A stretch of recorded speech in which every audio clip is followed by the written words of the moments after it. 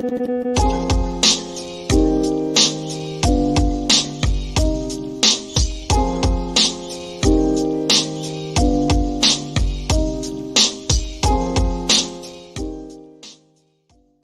into Fox News now, NYPD making 2 more arrests, illegal immigrants, and that attack on officers. Those suspects also allegedly stole an officer's cell phone. Well, that'll help them track you down. So a 5th illegal immigrant accused of attacking 2 New York City police officers over the weekend showed no remorse or regret.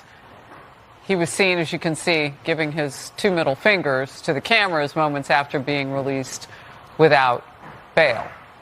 Florida Senator Marco Rubio wrote, "Message to America from one of the illegal immigrants who assaulted NYPD officers, walked free with no bail, and heads back to a shelter funded by taxpayers." Whoa.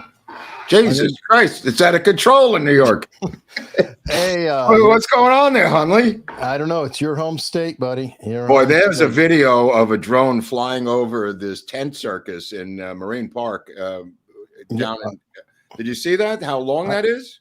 Oh, yeah. I actually have it. I was going to bring it up later. Okay, yeah. I mean, we could bring it up now just to show you, get on a roll about this thing at Floyd Bennett Field. People don't know. I'm from there. That's where my father worked there at Floyd Bennett Field before there was JFJ. I think I lost your sound. Oh, I don't hear you. I don't know if your mic got unplugged or. Okay. Anyway, we'll just look at this. Look how long this thing is, Eric. Oh, yeah. This is sent to us by Big Fish on Twitter. I think it's Big Fish 3000 or something. Right. Who's going to show up in Ohio, I believe. Oh, that's wonderful. This is what this is the oddity of the whole thing. This is what I've been proposing for California for 10 years, that they should build this out in the desert. And they have fought this tooth and nail. This is for American citizens who are homeless in LA and California. I had proposed this, as does Dr. Drew, as does many other people who know how to deal with the homeless crisis, that this be put out in San Bernardino in the desert. You could put in air conditioners in there, do whatever you want. You could have buses running in and out of the city. They have fought this in the courts for regular American homeless people, and they have erected this in the middle of Brooklyn, New York. That thing, what you're seeing there, is not out in the desert in San Bernardino. This is in Brooklyn, New York, where I grew up, and many other people grew up. This is right near Sheepshead Bay. This is actually the neighborhood called Marine Park, of which there's a huge park there where we used to play baseball and everything else. A gigantic park, the size of Central Park. This thing is enormous. I mean, I'm familiar with them. When I was in Guantanamo Bay, Cuba, that's how we housed Cubans, and there was about 100,000 of them. So you can pack a lot of people in those tents going down the line. Well, they're not staying in the tents is the point. They're going door to door, knocking on people's doors now. And these are private homes out there, just so you know. Joe Torre grew up there, the famous baseball player. A lot of people grew up in this neighborhood, Marine Park, Gerritsen Beach, Sheepshead Bay. And those are a lot of private homes. And they're now knocking on doors asking for handouts with their entire families all day long, going door to door like it's Halloween and trick-or-treating. And these people are completely spooked who live in South Brooklyn at this point. That's the base of operations right there, what you're showing. The fact that they never did this for regular homeless people who died on the streets, apparently about 8.5 or 9 a day die in the streets of LA. They refused to do what the city did overnight, literally, for these illegal aliens who are coming from all around the planet to now live in there. And there's breaking news by Mayor Eric Adams today. They have allocated $50 million today to give out prepaid cash cards to all of them so they can do what they want to do. Yeah, I saw that earlier that you had put that up on X, and it's staggering. I mean, whatever. I do not comprehend what they're doing. There's a certain point that it becomes beyond reason. Now there's some sort of plan, there's some sort of plot, but not a normal human being with any sense. And I'm not even going to say common sense. I've given up on common a long time ago. Any sense at all would ever give that kind of money. It's well, that's just the opening gambit, because I mean, that money's going to run out in a couple of days, bro. I mean, they're going to go to the supermarket, they're going to buy some crap. Keep in mind, they don't have anything. They don't have any jobs. They don't have any income. They're not on relief. They're not on food stamps. They're not on the SNAP benefits program. They don't have Social Security cards.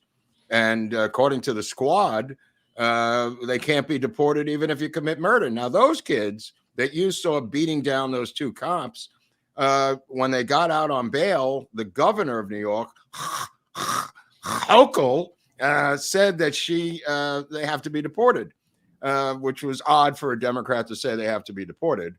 Hey, dude, breaking news. I want to share this with you because it's a friend of yours. Wayne Kramer just died. Oh, my God. That's pretty dark. Yeah. Wow. I'm sorry to hear that. I mean, literally, I just saw that coming up the pike. Well, we might have to do an episode on Wayne. That's really strange. Hey, got to him. It's one after another now. I mean, Carl Weathers died from the Rocky movies, the same age. Wayne was a very much of a health freak. I mean, he had been obviously in prison. He was down in Kentucky in that heroin prison down there with Red Rodney. He put together a band in prison.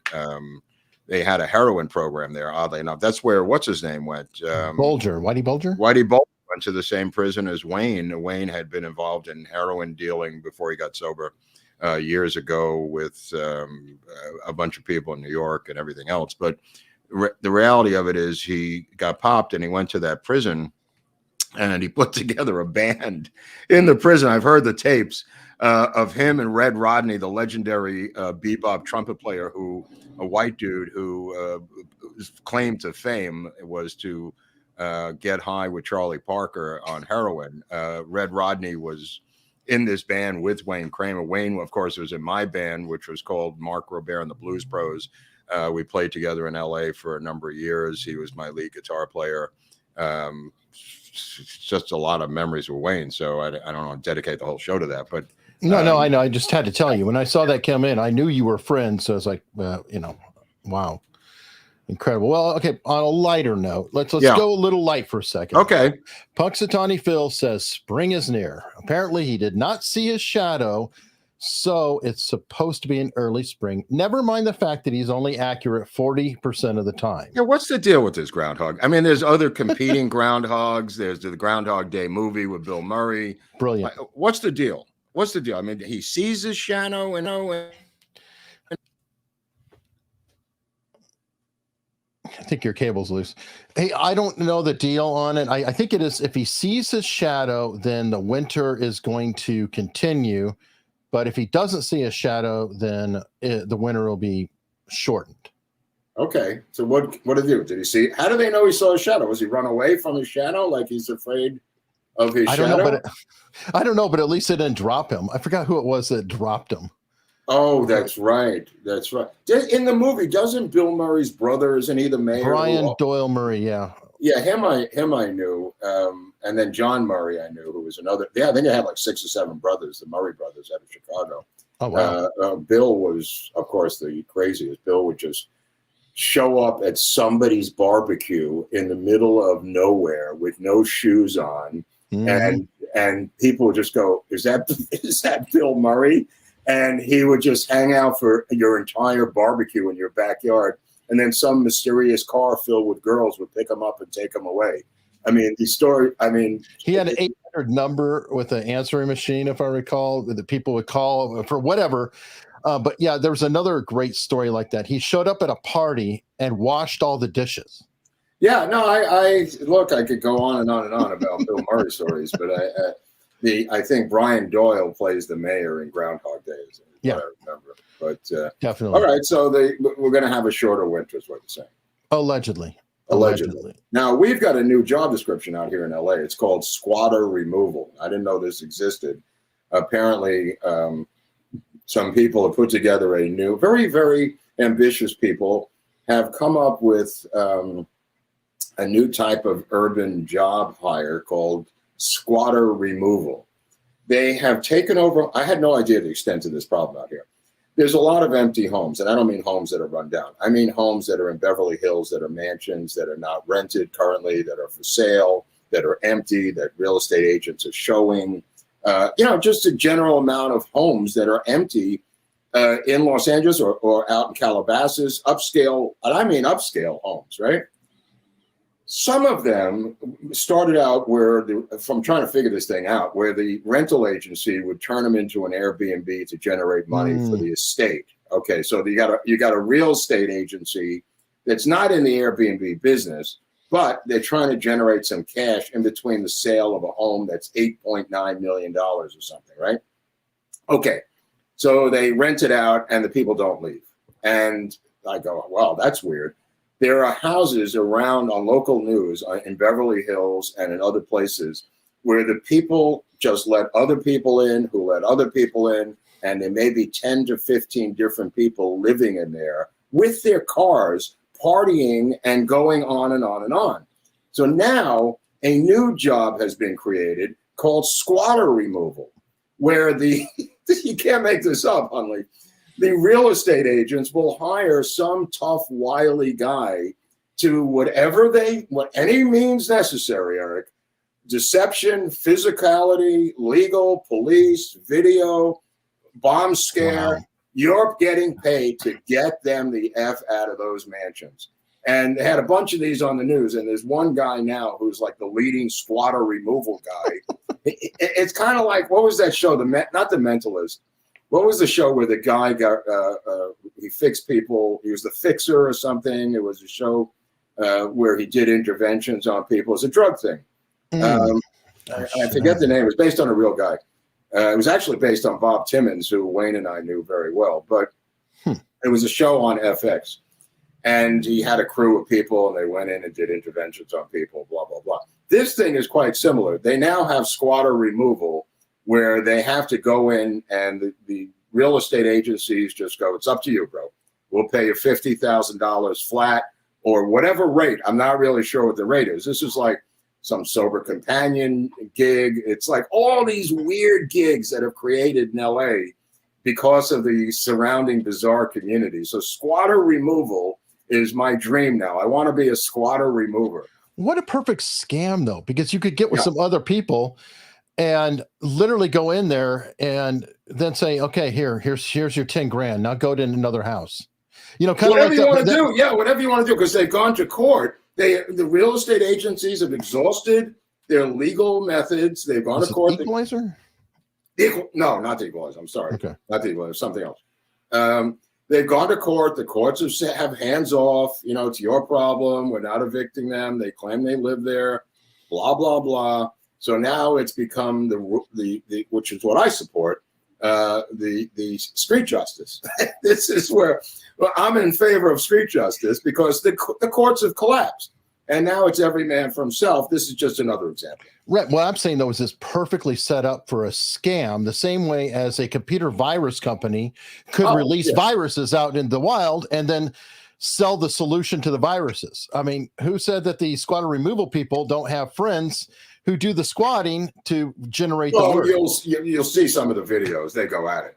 They're not aligned. Let me put it that way. They're not in this. There's different methods that they're using to get them out, and some of them are physical, but none of them are pleasant. They started with the videotaping like Scientology does, and that went nowhere. They didn't care about that. And there might be 5 or 6 guys in there with brand new Porsches and Teslas, and they're living for free in these mansions. It's astounding. Anyway, I just wanted to bring that up because it was just on my mind, No, I mean, that sounds like an amazing job, but that would be a fun series, like instead of cops, the squatter removal crew. Yeah, the squatter removal. I mean, I once finished a show called NEST, which was the Nuclear Emergency Something group that went around the country, and they thought I was crazy. They thought I was making it up. It's a group that responds to a loss of nukes anywhere in the world. The U.S. Response called NEST, and they said, "How come?" It's a typical Hollywood response. You go in there with a whole pitch about a group they've never heard of, and they always say the same thing. How come we never heard of this? Because you're creating it, geniuses. Just now. No, you've never read a book. You've never done anything. And I would go in there and tell them a story. But at the time, nobody had ever heard of Nest. I mean, now people know who Nest is. Mm-hmm. They just said, how come we've never heard of this? How do you know about this? And I just you don't even know what to say at that point. Just get your bag and you'll leave, But I once pitched a show called, for a movie called National Archives. It was about the heist of the Declaration of Independence, but that was a MacGuffin. It was more to it. And it was breaking into the National Archives and this and that. Whole long pitch. Guy's sitting there. He's got gold chains on. He produced that movie, Dante's Peak. There was a cutout in his office with smoke coming out of it at Universal, one of those cardboard things for a movie. And he's sitting there. He's answering the phone during the pitch, blah, blah, blah. And finally, at the end, he says, Mark, this is great. Let me ask you one question. I go, what is it, Bob? What's the question? He goes, this National Archives. I go, yeah. He goes, what is that? I've never heard of that. And that was the end. That was the end of the pitch. Anyway, your assumptions are usually wrong, that they know something you're assuming that they know, and invariably they don't. And these are the gatekeepers, and you wonder why the movies are so bad. Oh, I totally believe it. Very quick, another piece of good news. Joe Rogan picked up a renewal on his Spotify contract. That's interesting. You figure they'd get out of that, but I mean, maybe he's generating so much money. Oh, he must be, because he was at $100 million and now he's at $250 million as a subscribers, or what do you mean? Dollars. The contract is for up to $250 million. I'm sorry. Yeah. Okay. That's weird. So I think he's carrying them. Subs, Eric, or they go by subs, they go by views, they go by people who pay, because there's a paid version of Spotify and otherwise. Right. And to his credit, Joe Rogan's been number one in the world, podcast for years now. He doesn't. I was just watching him with Alex Jones. He was on with Alex, which is 2 parts. I really recommend it. It's on right. It's trending right now on Twitter, on Alex's account. And anytime you put these two volatile cyclones together, that is must-see TV. Yeah. It doesn't matter. You could throw in anybody you want. I don't really care. But you put Alex Jones with Joe Rogan, I can't take my eyes off that screen. I mean, it's just riveting. I mean, Alex Jones is just coming up with all kinds of stuff, and Rogan is like pushing back and, feebly. But it is exciting to watch those two guys. Well, and they're really close friends. They go way, way back, like 30 years or something. Number. Yeah. And you could tell. You could tell that friendship and respect is there, and that's part of why it's so fun to watch it. Because I mean, Alex is at his loosest when he's with Joe Rogan. He just lets it fly, Yeah, and it's safe space. Speaking of comics, that Joe Rogan is a comic here in LA who's having trouble selling tickets for the comedy tour that she is currently starting tomorrow. Actually, it starts tomorrow. And this female comic, and I said this to Dr. Drew last week, you can't sell tickets any longer to comedy shows if you're woke. That's why Rogan's Club in Austin is going through the roof. Every single comic is anti-woke. You now have Chappelle, you now have these others starting to really break through and bury it. And this particular woman is still trying to do a woke stand-up act, and time has passed her by. Maybe we could see her I can tell you, LA is the hardest place to sell tickets in the world. I can sell. I never perform. Oh my gosh, because everybody here is so jaded. They're like, I can see Kathy Griffin at the Trader Joe's. So it's really hard to move a ticket in LA. Well, that's true. That's true for any show. To make very clear what she's saying. Oops, sorry. Whoa, hey, hold on, buddy. YouTube got antsy. That's true for any show in LA about people that just jaded here because there's so many things to do. But she's having trouble. She put out some pleas. There's an article in Newsweek, which I was just reading, where Kathy Griffin begs to buy tour tickets. Not selling well. This is from Newsweek. So this is a thing that I was talking about as a comedy historian. That this zeitgeist has moved. This window has moved. It's now about anti-woke comedy. Finally, you're going to see the CKs coming back, the Seinfelds coming back, these people, who are coming back, the Chris Rocks. starting to have a resurgence again. And these people, and I predict it again, all three late night talk show comic hosts will be gone by the end of the year. I'm sticking with that prediction today. And people like her are finished. People like Kathy Griffin are done. Not only her, but Saturday Night Live is in trouble. I think that the sign of the tide turning might have been the firing of Shane Gillis from Saturday Night Live. Because remember, he went up for Saturday Night Live, had the gig for approximately a week. Somebody released a thing where he was acting Asian on a podcast. He got fired, and he has exploded in popularity ever since, and is considered one of the top, up and coming new comedians around. And I think that's a perfect sign of, I believe the heads of the networks will get together and say, the thing has changed. These guys got to go. And they will go. Whatever auspices they make them go. Like I said, I watched Bill Maher the other day. He's on his last legs. He was with David Mamet. I watched the full 2 hours of this interview, sat here in shock. And then I watched Russell Brand, who did a separate interview where he was talking to Tucker Carlson. And I realized that Russell Brand was the anti-Bill Maher. Here was Russell Brand. He's a little bit younger than Bill Maher. They're both stand-up comics. They're both media hosts. They both hosted their own shows. They both operate from the left. They both have a political media background in terms of entertainment. And I'm watching 2 hours of both of them. 2 hours of Bill Maher with David Mamet, who's a conservative, and 2 hours of Russell Brand with Tucker Carlson, who's a conservative.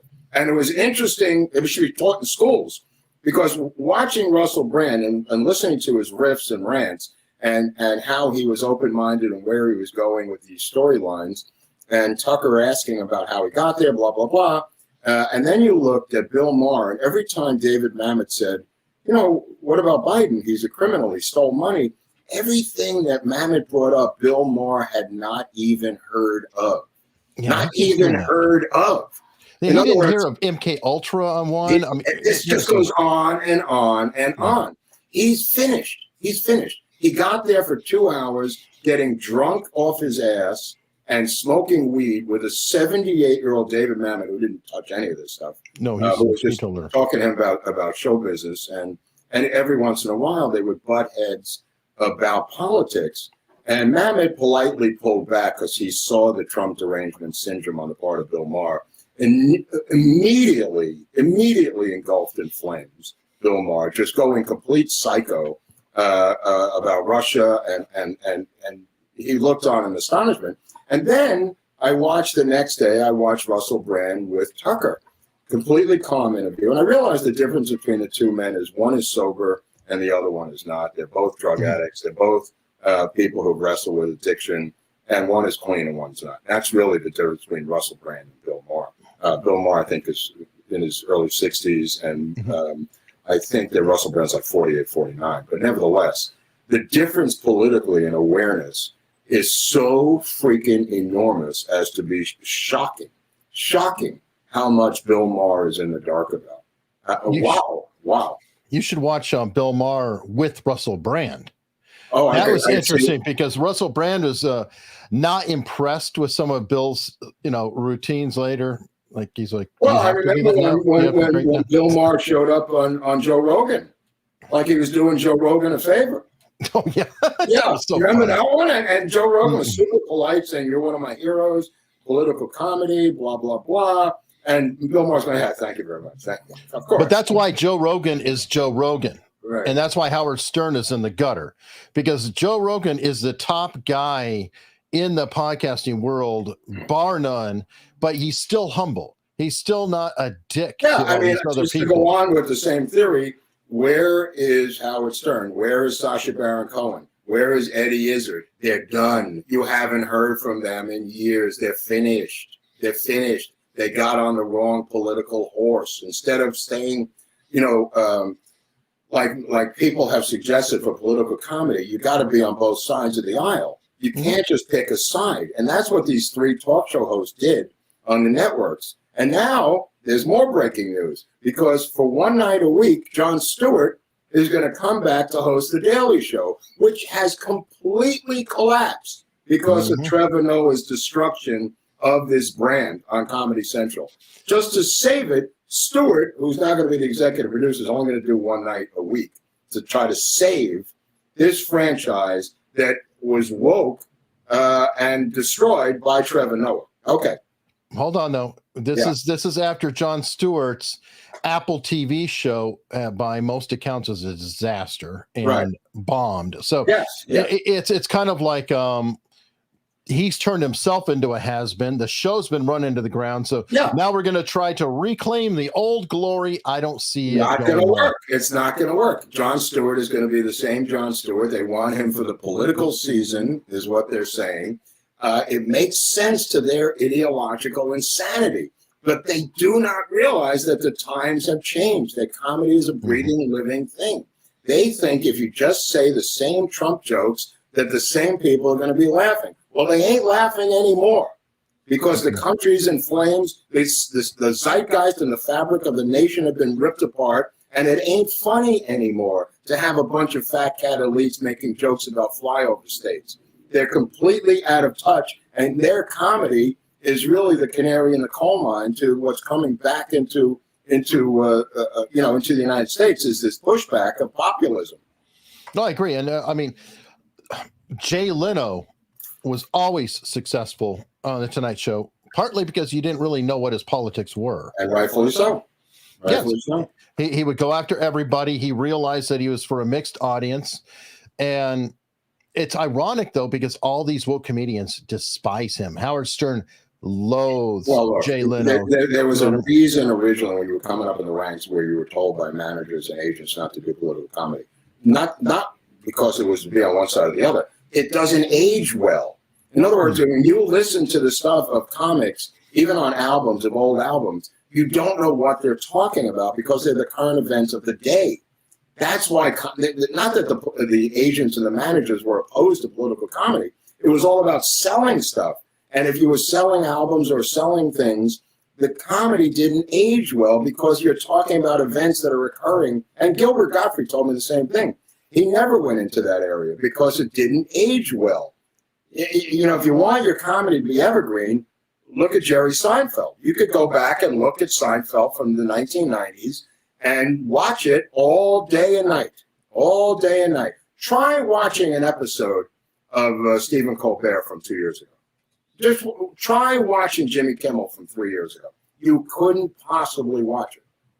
I have trouble with Jimmy Kimmel for just about 15 years. Yeah. I mean, I really thought he was an overrated hack, in my opinion. Well, it is what it is. I'm just predicting their demise, so we can move on from that story. Sure. All right, so let's move on to social media managers and making poor choices in your hiring practices. Hello, telephone for Amaryllis Fox. Amaryllis Fox, telephone. Pick up line 1, please. Miss Fox?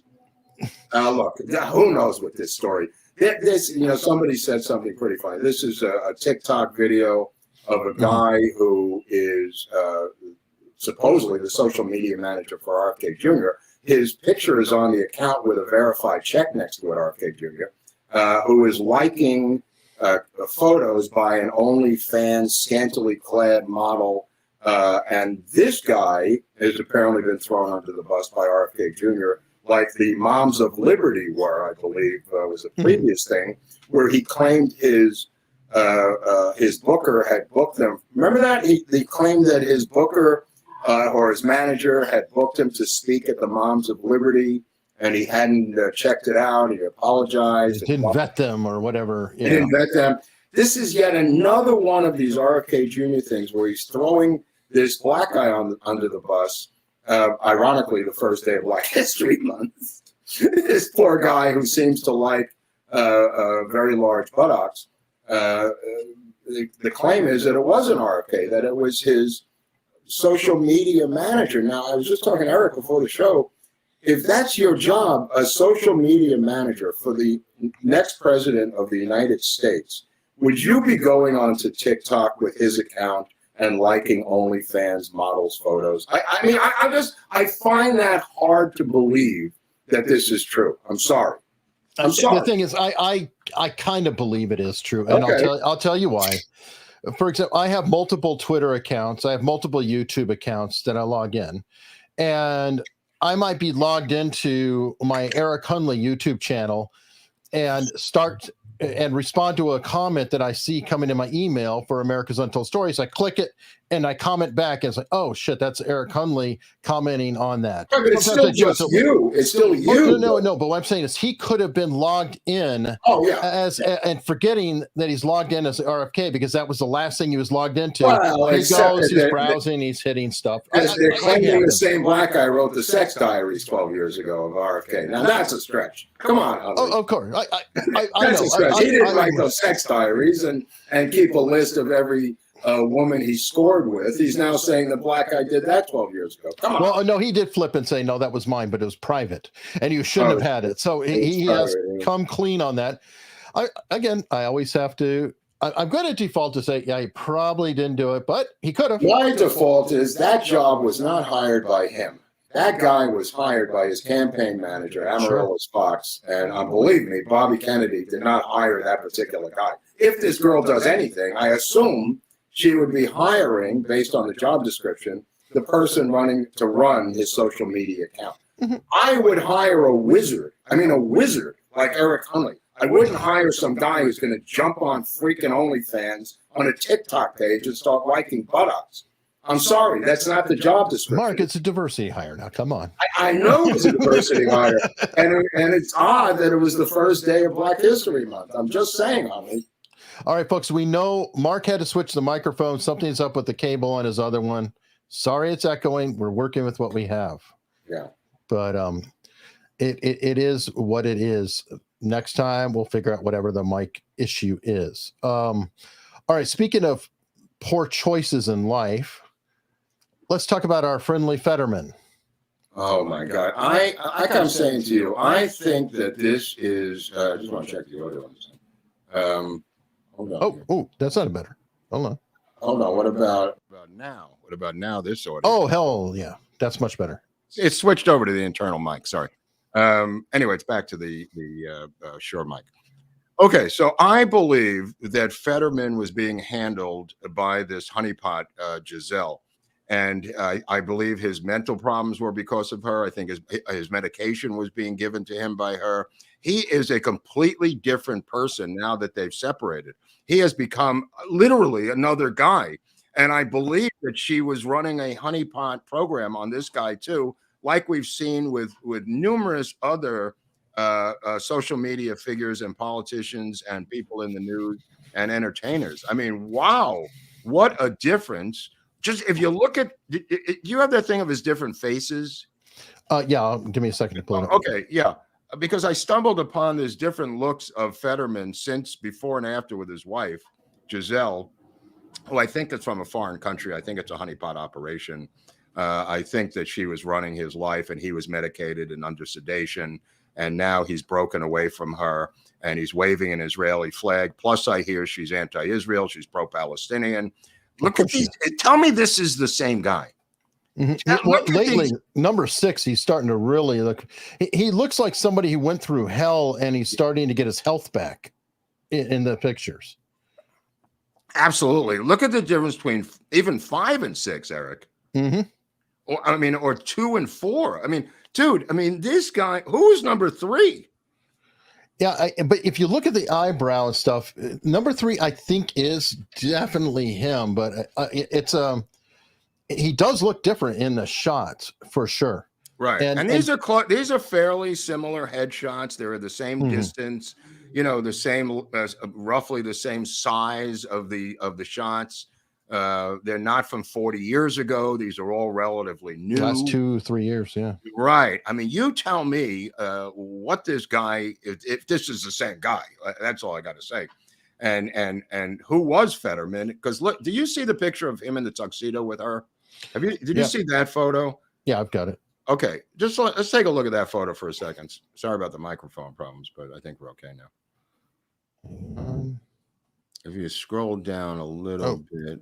Nope, this might be this is another post with him. Right. About her. Oh, what was that, Beck? Hold on. It's in a tweet. Okay. You got to bear with me here. I'm bearing with you. Okay. Well, that's deleting the photos. There's so many things with Fetterman going on that she deleted her Instagram apparently. Yeah. She's gone back. She's going to flee back to where she's going to flee back to Brazil. Guarantee you she's going to leave the country. Yeah, look at that. That's like that is so out there, bro. There are so many of these. Look at George Clooney and his wife. Look at what's his name who directed the Butterfly and the Bell. That former artist director. I mean, there's a whole mess of these out there. He looks healthy there, though. I will say that. Yeah, obviously a retard for clothing choices, but he looks healthy. And I think you're right. I didn't even think about it, but yeah, it is almost like he was being gaslit. Almost like a Munchausen syndrome by proxy. Well, I don't even think it was that. I think she literally had him under her wing, giving his medication and controlling his availability and who he talked to. And I think this was a complete honeypot operation on her part.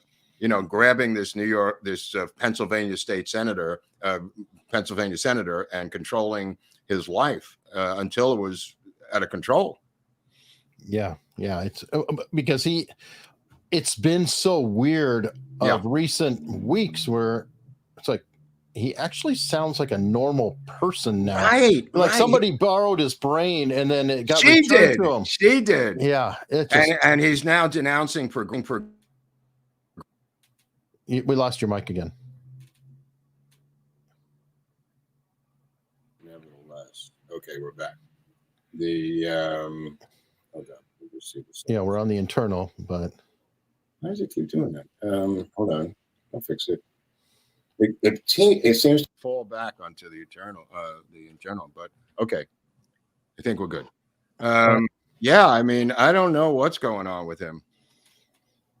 I don't either, but we've got another troubled, very sad, glum husband right now who just pled in court this week. Oh boy! Oh yeah. And little bit going down with that. The trial is imminent. Right. With Hannah Reid, his won't be that far behind because again, they're on the time clock. I don't know when is hers. February 22nd, Eric. Yes, I think it's the 21st or 22nd, and it's going to run through maybe March 4th or 5th. Rumor tells me our friend Seth is testifying. He has been brought up in multiple parts of it. Right. And you shared actually something with me earlier. An article, and I can share more on that. Okay, about crew members. Yeah. Let's look at that. That's interesting. Yeah. Crew members who were concerned about her imbibing products, and here is one of the actual texts in question. Mm-hmm. And we could see here. This is when they're literally pulling apart everything. The cops are there. They're taking everything. Okay, thanks for that. It's not entirely clear. And may only be referring to what was on the cart. All things will come clear, though. But for the 1,000th time, you're a good person at prop master. This is Seth Kinney talking to Sarah Zachary, right? Who was a prop master. Then she said, "I told you Hannah was blackout drunk last weekend, right?" Oh God, no. I think she was so drunk that she didn't know she brought live ammunition onto the truck when she went to get the gun from the safe. Mm-hmm. Okay, but this is innuendo and. It is this is part of what is being quoted for the press. Wasn't he ordered by the woman who was after you to delete these texts? Not that I know of. No. I found another little thing where we'll ask Seth if Seth is watching. I read that the prosecutor, wanted him. She already had them. I think she wanted to prevent exactly what you're doing, and that is spreading the information around. Could be. Okay. I know. I've never seen that before, but I read that the prosecutor was demanding that Seth delete and destroy his text messages related to the case. I wouldn't put it past her, but, okay. But I find that very. I've never heard of that before. I find that very funny thing, though. If that is true, to say, okay, you delete your copies and then I'll just leak what I wish to the press. Exactly. That's a little, yeah. I question that a little bit, but there's. Do you think she's a little heavy-handed, this prosecutor? From my experience, I'd have to say From yes. your personal experience, Eric. Yeah, a little bit. Well, maybe she will be tough on Baldwin, where they have explosions in the courtroom where he just loses his crap and starts screaming at her. Oh, I can totally see that. Yeah, she doesn't come on softly, Mark. No. From what I've read, I mean, she's a complete dragon lady. I mean, she is loaded for bear, and I don't think she cares what the bear is. I mean, they're still trying to flip this chick, so I think they want to get Hannah convicted so she could be convicted, and then if she still will not consent to flipping, she'll hang an extended jail sentence over her head, the max. Well, there's more on that here. This is the state's response to the defense's motion to dismiss, which I have a copy of. And one thing that they were trying to do was she was trying to throw the live rounds onto Seth Kinney. Right. Hannah's team. Yeah. This is the reply from Carrie Morrissey, though. Jason, we haven't made any progress in terms of negotiating a resolution to Hannah's case. I have no reason to believe that Seth Kinney is the source of the live rounds. In fact, I believe the physical evidence disproves this theory. Also, due to her reckless behavior and significant drug use, Hannah does not have near enough credibility to cooperate against Baldwin by simply testifying that he didn't pay attention during the training, etc. I think they were trying to float a deal. I can prove that he blew off the training and didn't take this very seriously without her cooperation. I am offering Hannah a favorable plea if she can answer questions regarding how the live rounds may have come on set, understanding that pointing the finger at Seth is a non-starter for me.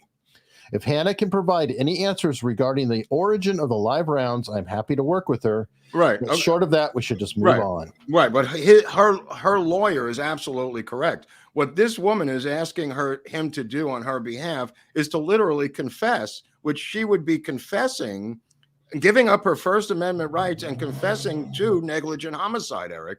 But that's a plea. I mean, that literally is a plea. I mean, Dave Hall's pled, and that's what it comes down to. Right, and he doesn't want to do that. No, I mean, so I get the feeling because his take, and this I'm just putting myself in his position, but his take is I think this is what he's doing. Even if she brought the live rounds to the set, right? Mm-hmm. She didn't shoot him. She didn't shoot Helena. Alec Baldwin shot her. Mm-hmm. And I think this is what he's hanging on to. It's not like she shot her. Alec Baldwin shot her. True. Okay. All right. I mean, this is what it looks like, Eric. This is what it looks like. I have a feeling Hannah's going down. Ultimately, in the end, Baldwin took a gun that he looked at, loaded or not loaded, or took it, whatever he did with it, spun it, opened the chamber, didn't open the chamber. Whatever happened with Alec Baldwin, he shot a woman in the chest, and a director, by the way, which everybody forgets that the director got shot also. By the way, who should be, in my opinion, up on charges himself. Absolutely. For running the set. He just skated by because he was hit. And let me tell you something. If this was Steven Spielberg who was directing this, he wouldn't skate by. This is a guy who we now see that Alec Baldwin was running that set, not only as a star, but as a producer. And this guy was just a tiny second film director who was fairly timid, but he got shot for his timidity. So now he's got a bullet inside of him. But nevertheless, where is he? Where is the director of the film, for Christ's sakes? I have no idea, but you see, he's smart. Yeah. He just STF, shut the fuck up and went on the side, which, by the way, all of this, in my opinion, and all the lawyers I've been talking to, every week, we pretty much are unanimous in our feeling. If Alec Baldwin never said a word, he would never have been charged. No, I don't know about that, but we'll see what happens in the case next month, Eric, right? I don't know. I think Baldwin has a shot because he only has he's got deep pockets. He's got $1 million, defense. So, I mean, he's got a shot. She doesn't. She's the one who's in the tough spot. Oh yeah, she is. She is. But again, she didn't shoot her. No matter how you spin it, she didn't do the shooting. You could say her boyfriend, who drove a motorcycle a year before into his death, that she's responsible because she didn't take the keys away. Holy crap! Come on. Well, Mark, I mean, you could hire an assassin and you didn't do the shooting, and you're still going away. Well, she didn't hire Alec Baldwin. I know, but she's still accountable for the incidents happening. That would be the argument. So is Sarah Zachary, the prop master. So are the producers of this piece of shit film. So is Alec Baldwin. So is the director. But they're making it this one little girl has got to be responsible for this entire bloated disaster of a shithole wreck. Well, her and Dave Halls. Yeah, Dave Halls too. I forgot. Right, who copped a plea. But nevertheless, I think I'm just saying there's bigger fish to fry here.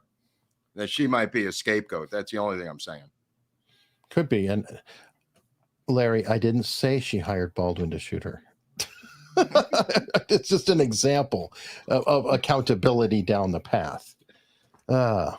Anyway, it's going to be interesting. That is for sure. Oh yeah. By the way, those 5 migrants who were released by Alvin Bragg without cash bail, who beat up the 2 cops. The reason Hochul, the governor, cannot deport them is because they went to the Port Authority and got on a bus to L.A.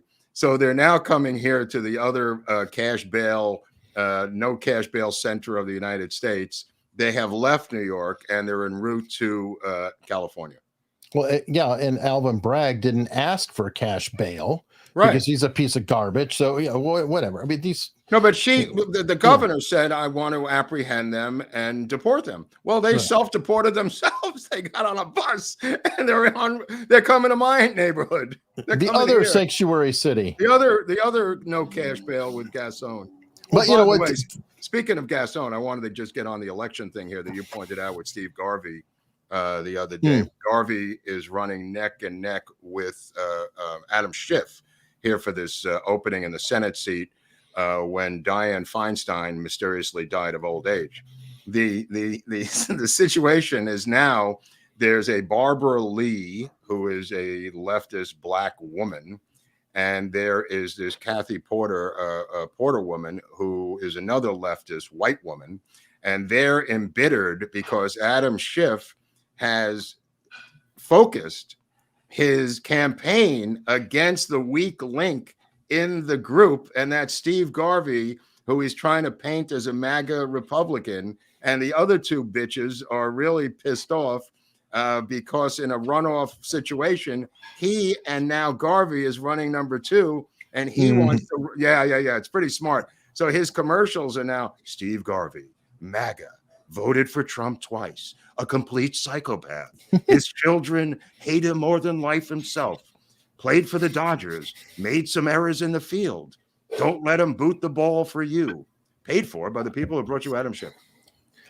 That is pretty brilliant. I know. To just get rid of his opponents quietly on the side, like they're irrelevant. Well, it's a 2-person race. You know, he's doing the Nikki Haley, but he's being honest. Yeah. Well, well, who knows? He may be funding Garvey's commercials for all we know. I mean, Garvey stupidly attempted to throw Trump under the bus. He threw the MAGA people under the bus immediately in the first debate. And he's done. Now he's done. And now he's being played with by Adam Schiff, a veteran politician who's going to make a monkey out of him by allowing him to be in second place in this race and to lose to Adam Schiff. That'll be Garvey's notorious end to this thing. Oh, at least it's not a seat that I expected a Republican to get anyway. I mean, whatever. That's nauseating.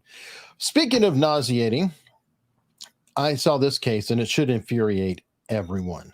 You know how people are tearing down and defacing and vandalizing statues all over the country, especially founding fathers. Thomas Jefferson, you're in trouble. Just tear Jefferson too. Jefferson too. Oh, dude, Jefferson just got removed from New York. I mean, the people tear them down, and when they don't tear them down, the state actually removes them. So Thomas Jefferson has been removed from the New York State House. Didn't he have a black girlfriend who happened to be a slave? He did, supposedly. Okay. You get points for that or no points? Apparently not. He took it to France, for Christ's sakes. He didn't have to take it to France. He ran into Benjamin Franklin at an orgy in Paris one time, from what I read. With her. He took her with him. Ben Franklin was in a lot of orgies. But Ben Franklin, when he got there, Thomas Jefferson, there was Ben Franklin. And Franklin had already been there for 2 months or something. And he just said, this is the greatest place on earth. And he brought the slave woman with him. Ben Franklin was the original celebrity, I think, in a lot of ways. He was world famous in his lifetime, scientist, author. I mean, he had great times in France. But anyway, you could tear down any of those statues. Not much is going to happen. However, in Iowa, if you tear down a statue of Satan, that's a hate crime. I kid you not. That's really this guy was tearing down the statue, and he was charged with a hate crime. A hate crime against a statue? Because vandalizing the satanic temple display. Right. And the funny thing is that legally speaking, I can see how they can do it because it is a religion. And it just shows how this hate crime is bullshit. I mean, it has taken it to the absurd level to where now we can all see how stupid this is. Well, I mean, it's probably past the statute of limitations. But who knows? I mean, we got the situation down at the border in Texas. I don't know if troops are rolling down there right now, but there's a convoy of truckers, Breaker 19. This here's the rubber ducky. This convoy of truckers are heading down to Eagle Pass, Texas, as we speak, Hunley. So I'm concerned about that, though, because some people have brought up to me, very heatedly, and I'm like, I just don't know. It has January 6th vibes all over it. I hope everybody is paying super close attention because they can use that, infiltrate it in order to get a lot of truckers in trouble. Some sort of crazy bad things can happen, and they blame MAGA, they blame whatever. So I hope everybody's on their toes because it could be a psyop going on in there. Could be. I mean, look, they can't arrest all of us. I mean, there was a point when Nixon filled up RFK Stadium, ironically RFK Stadium, in D.C. During a protest against the war. And they put thousands and thousands and thousands in prison there for a long period of time. I think maybe a weekend or a week or something. But nevertheless, I mean, this convoy is rolling down to the it sounds like Thompson. It's rolling down to the border. Now, I saw a thing last night, which was fascinating. The sheriff's deputies in Texas pulled over a guy, 6 guys, in a van and had no plates. And they get the guy out on the side of the road. There's a video I was watching. And they were super polite to him. It was broad daylight in Texas. A black sheriff and a woman deputy sheriff. And they said, do you have any license or registration? No. You have a license plate? No. Where are you from? Romania. They're from Romania. There's 7 of them in a van. How long have you been in the United States? A number of months. And the guy says, where did you come from? He says, Tijuana. And he says, what are you doing here? He said, I'm here. Now I'm here now. He has no license, has no registration, driving a car with no plates. And he just showed as ID his referral from the Border Patrol to come back to court in 3 years. And then they had to let him go. This is just one incident that showed you the mega proportions of this thing, because there was nowhere to take him. There was no place to jail him. There was no place to house them. They had no ID. There was no way to identify who they were. They had no license, no registration, no license plates. And they said they're doing this all day long, Eric.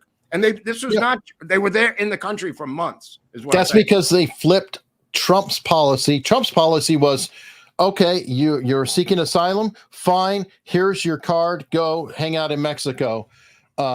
Check back in 3 years to do your appointment. Exactly. Biden flipped that and said, oh, you can wait inside the states, which is a complete and utter joke going on. Speaking of January 6th, though, I saw this earlier. Robert Govea, pretty good YouTuber. He's been covering the Trump stuff like crazy. He's a YouTube lawyer, really is on the Trump trials. Here he's talking about the January 6th committee in the documentary admitting to storytelling. Oh.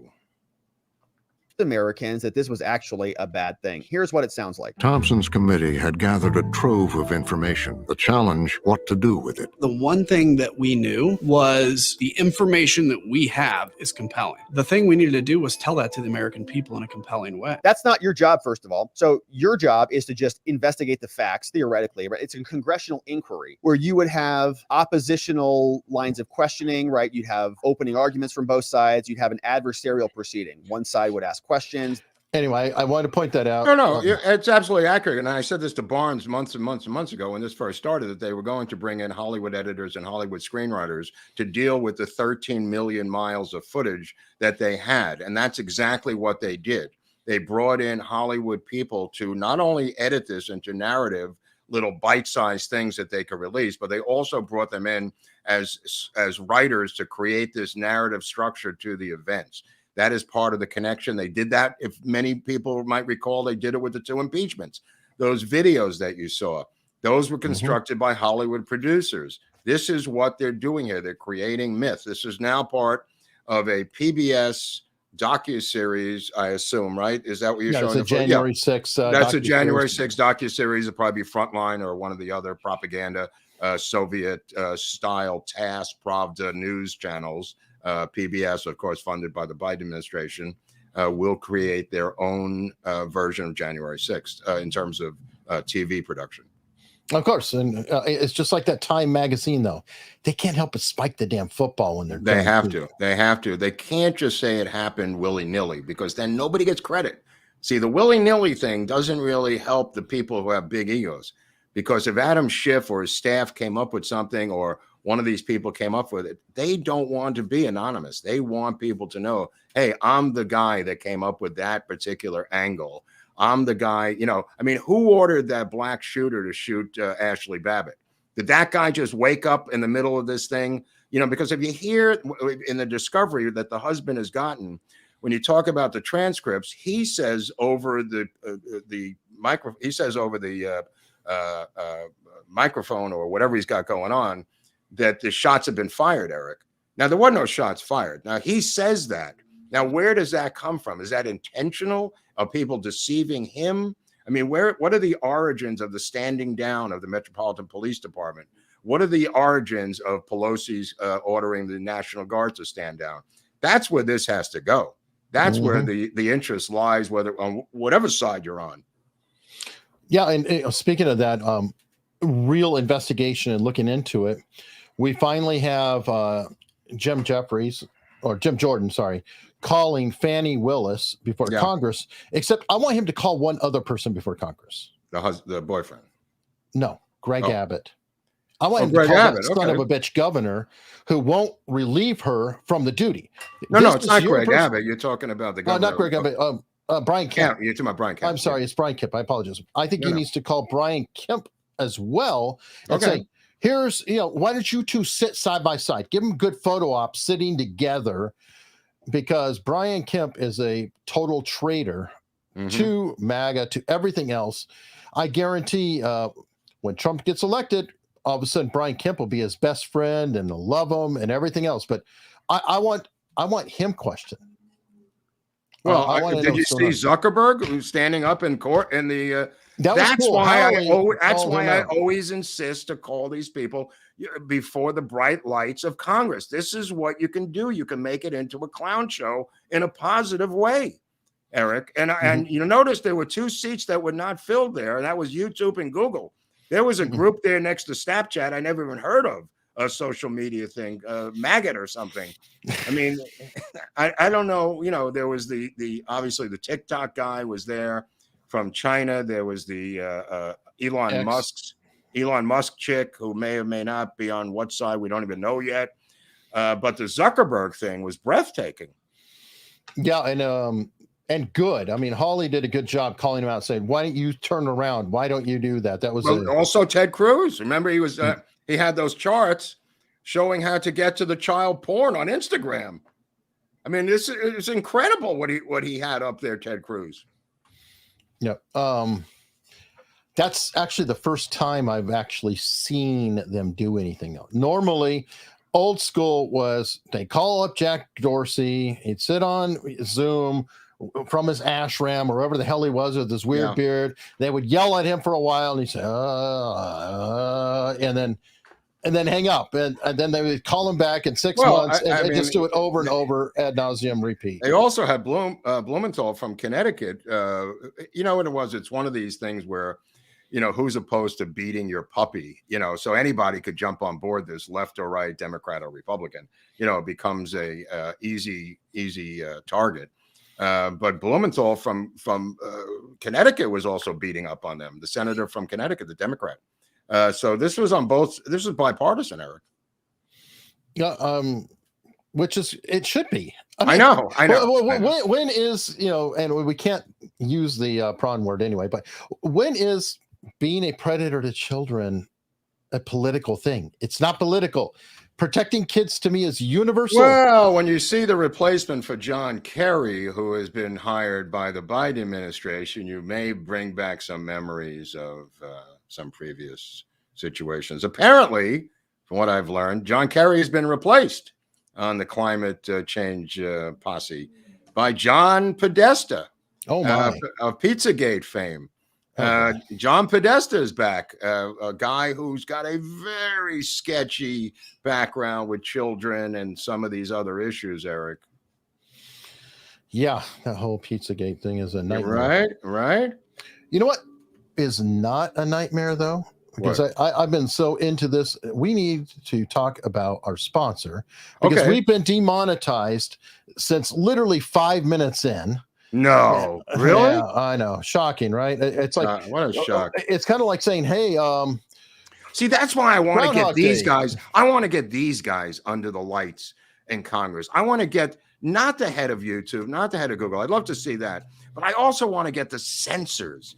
I want them to grill these fucking censors and tell us what are the 7 words you cannot say on TV. The Carlin equivalent of WBAI versus Carlin in the United States. What are the 7 words you can't say on TV, meaning YouTube? Shit, piss, fuck, cunt, cocksucker, motherfucker, and tits, to quote Carlin, the late George Carlin, who's now being impersonated by AI, by the way, and his daughter, who is very litigious, real money bag hoarder, is going after some kind of a podcast, Eric, wasn't it? Yeah, well, and there's more to it than that, too. Like, they kind of played it off like AI wrote the routines. Right. AI did not write the routines. Right. They actually wrote them. I know. And then put the voice on it. So it's, I know. It was sketchy. It was sketchy. But in a situation like Carlin, I mean, somebody has got to drill down into YouTube's ass and find out what the rules are about what you can and cannot say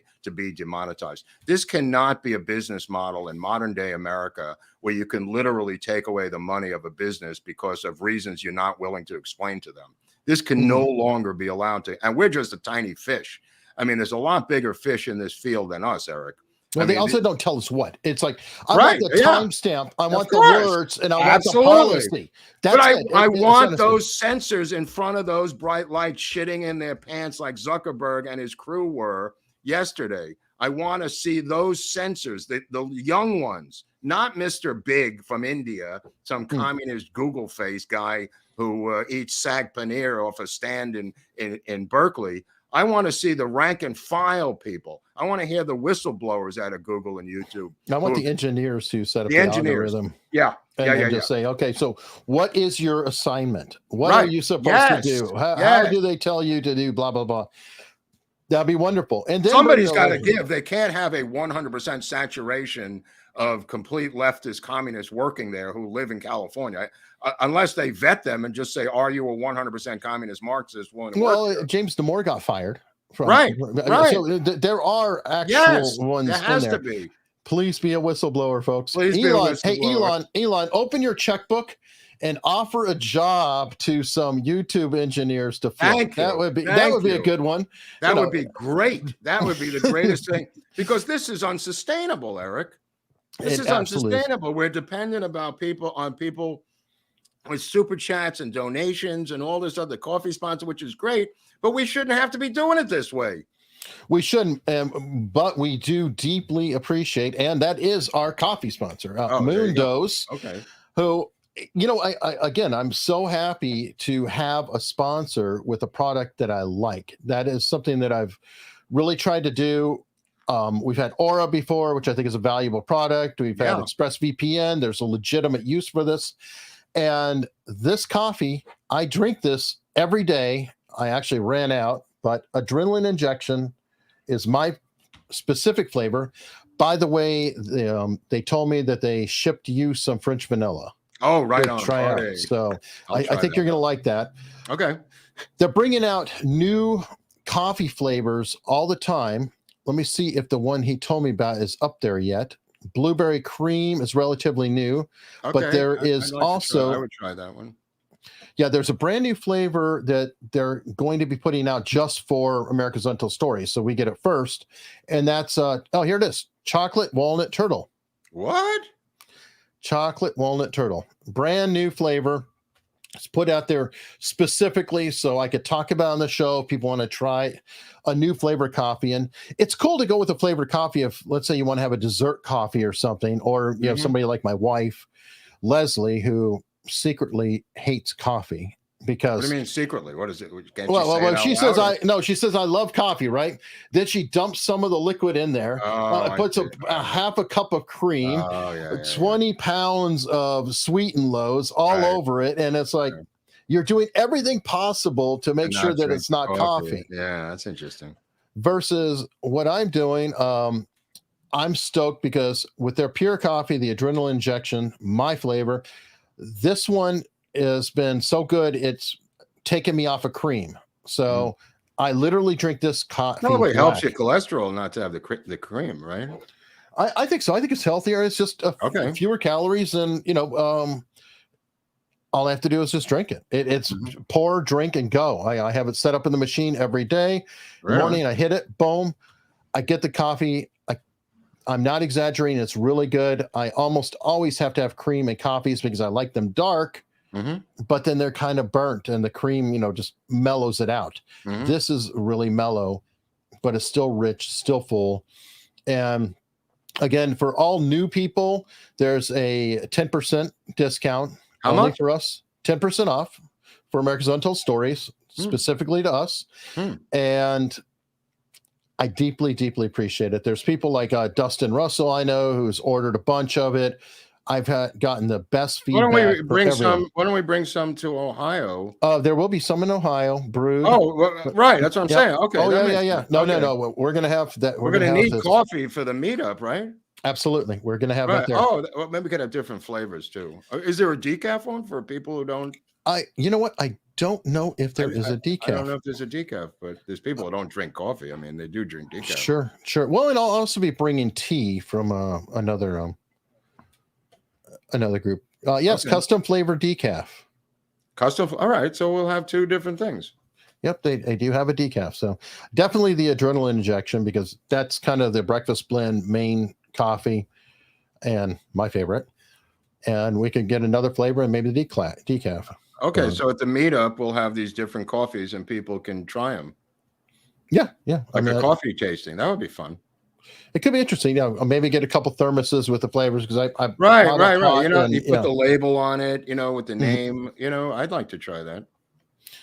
Great idea. Now, speaking of the meetup, there's a guy who's, I don't know if he's going to be at the meetup, but he's running for the Senate in Ohio, and the guy's name is Bernie Moreno, and he picked up a 12-point overnight lead, or 12 points in the polls, to where he's, I think, chasing Brown now. From an endorsement from Trump. And I just wanted to give him a shout out. When we do get to the meetup in Ohio, I think we should at least try to get this guy there, or, maybe we can have him visit us, or at least give a shout out to him when we do get there. Oh, for sure. Definitely. We'll see. Hey, Ohio local people who are working with us, can you look into that? Yeah. Just call the guy up. The guy's running for the Senate. I mean, stop by for 20 minutes, shake some hands, bro. Absolutely. And, give a little spritz on the thing, and people can meet you there. I'm sure there's going to be a lot of Ohio residents there, and people are going to come for the VIP, which I think is Saturday is the VIP, and then Saturday's VIP, and that's Sunday selling very well. And then Sunday will be the bigger of the two events, from what I understand, right? But I mean, but there's going to be food and drink and coffee and at both. Yes. Right. Okay. So it's not like we're sitting around with doing nothing. So there will be food, and we can break down into secret discussions. You can tell us your secret stuff, and we won't tell anyone. We will meet in unless it's good for the show. Unless it's good for the show. We will meet in small cells to scheme and connive as to what's going to happen on election day. If you have some ideas, now's the time to get them off your chest and get off your fat ass and start doing something. How hard can it be to get to Ohio? Where is Ohio? It's in the middle of the country, right? Yeah, well, I mean, in the middle of the Midwest. In terms I think somebody said that within 600 miles or some number, or maybe it's like 6 to 10 hours of that area, is about a third of the country's population. Look, I know Biden can't get to East Palestine, but I'm hoping that our people can get to Youngstown, Ohio. Well, we're next to East Palestine. Right, I know. That's why I'm mentioning East Palestine, because once again, he has said for the 90th time he's going to go to East Palestine. Maybe he thinks it's Palestine in the Middle East. I don't know which one he thinks it is, but we're going to be in that area for, that whole weekend. So if you want to talk to Eric and I and meet everybody who is part of the show, this is your weekend to come, because we're going to be moving the next one somewhere else, maybe Nevada or Arizona or somewhere where they're going to start belly aching how far it is from their home in Tallahassee. Now this is as close as we're going to get to wherever the hell you live, is Youngstown, Ohio. But you don't understand, Mark. It's over an hour and a half away from where I live. Yeah, I know. It's really sad. I'm flying into Indochina and making a connection to some other little tiny plane just to meet you. But you can't drive from Pittsburgh. Hey, I'm driving from Virginia, folks. So. Right. No, but I mean, any place you can drive to is next door. Yep. Like our friend Alan from New York, he's like, boom, I'm right there. He's driving completely across the state over, and he will be there. So right. So will a lot of people, and it'll be great to see everyone again and pick up. I think Toronto's coming down too. Toronto's coming down. We've got people coming out of Montana, coming out of South Dakota, coming out, further west than Youngstown, coming out of Missouri, and I don't want to say Nevada because it could be Nevada, it could be Nevada. I'm not really sure, but there'll be people coming out of there. I did the show with Viva the other day, and apparently Barnes got very sick and couldn't make it. So I didn't know that. Yeah. I didn't know that either, but he brought me in at the last minute. I just thought Barnes was busy watching football, but he was in a hospital getting antibiotics put into him. Whatever. There's so much crud out there. That's the reason I'm mentioning this. There's so much crap that's out there on planes and everywhere else that it would take down Superman, I think, at this point, in terms of colds and sickness and crud and RSV or whatever the hell they got going on out there. So yeah, Barnes was pretty sick, but he came back on Monday, I think, and did the show with Viva. Yeah, I was shocked. Mark told me. I heard. I was like, "What?" And I'm calling Mark. What are you talking about? Yeah, I was explaining in detail what happened to him, how the medical forces of evil. He was in the hospital, and they kept grilling him over and over again for a vaccine. Do you want the vaccine? Do you take the vaccine? And then he told the head doctor he's not going to take it, and the doctor just turned on him. Said, "Oh, you're one of them, huh?" Okay. And NJ Kathy, yes, absolutely. You can still get tickets to the meetup. How far is New Jersey to Ohio? You could drive from here. Exactly. Yeah, that's perfect. Yeah. In the show right here, there are links in the description to both the VIP and the live show general meetup. Both of them are in there. Right. So we're going to have a live show, but are we going to broadcast a live show? What did we do last time? Okay. I don't know if we're going to do it as a live stream. It will be recorded for sure. Oh, right. So it might be recorded and a benefit for, locals paying supporters for the yearly, to cover that. Right. And then maybe roll it out on YouTube. I don't know, because you were going to be talking about Watergate, which is a legitimate episode that we would be putting out. Yeah, I wanted to get in. I just got I'm starting to get some new books through the book fund just to get them early on Watergate. Some of these books that I've been looking to pick up. I got the one from on Ed Butler yesterday. The paperback smelled like it had been in mildew warehouse for 65 years. It's that great mildew paperback smell that I love. So I got that yesterday, but I'm getting books on Watergate, so we could do a show on Watergate when we get to Youngstown. Yeah, perfect. And we'll put it together in a way, do the show live, and if the projections don't work for the video, I can always put the pictures in the video and we'll re-edit it down, and eventually it'll go to locals first, and then it may roll to YouTube down the line. Right. But okay, so we're gonna have the big meetup on Sunday. Is that Sunday's the big one? Saturday is the VIP, the more intimate one. Right. Where literally it is us having dinner, talking to everybody, and hanging out. There's no show, no pictures, unless pictures if you want a picture, sure, but it's not. It's private. It is specifically private, and it's about us hanging out, having a good dinner. Everyone who went to Montgomery. Well, actually, we have a ton of people coming who were also in Montgomery. Right. Which is really awesome. Just such a great time. That's cool. But speaking of support, let's go through some super chats here. Isle of Boston, people who criticize RFK Jr. for hanging out with Jeffrey Epstein don't realize it was a social media manager that hung out with Epstein. Now that's funny. Way to go.